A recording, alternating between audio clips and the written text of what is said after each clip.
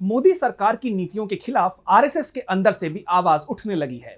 खास तौर पर जिस तरह से मोदी सरकार की शिक्षा, स्वास्थ्य और रोजगार योजनाओं पर सवाल उठ रहे हैं, उससे संघ और सरकार के बीच दूरियां बढ़ती दिख रही हैं। और अब संघ प्रमुख मोहन भागवत ने तीखा तंज कसा है। तो क्या कुछ कहा है मोहन भागवत ने, देखेंगे इस रिपोर्ट में। आरएसएस प्रमुख मोहन भागवत ने मोदी सरकार को आईना दिखा दिया है। उन्होंने शिक्षा और स्वास्थ्य योजनाओं को लेकर सरकार की नीतियों पर सवाल उठा दिए हैं।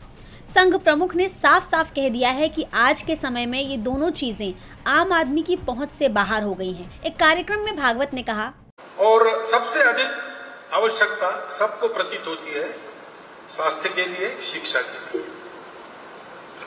लेकिन दुर्भाग्य ऐसा है कि ये दोनों बातें आज सामान्य व्यक्ति के पहुंच से बाहर और उसके आर्थिक सामर्थ्य के पहुंच के बाहर,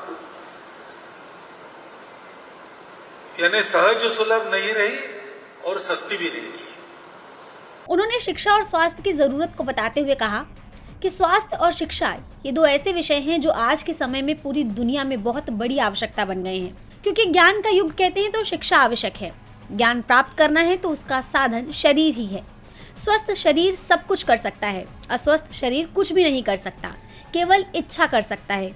इसीलिए स्वास्थ्य भी आवश्यक है। भागवत के बयान उस वक्त सामने आया है जब सरकार की नीतियों के चलते शिक्षा और स्वास्थ्य आम आदमी की पहुंच से दूर होता हुआ दिखाई दे रहा है।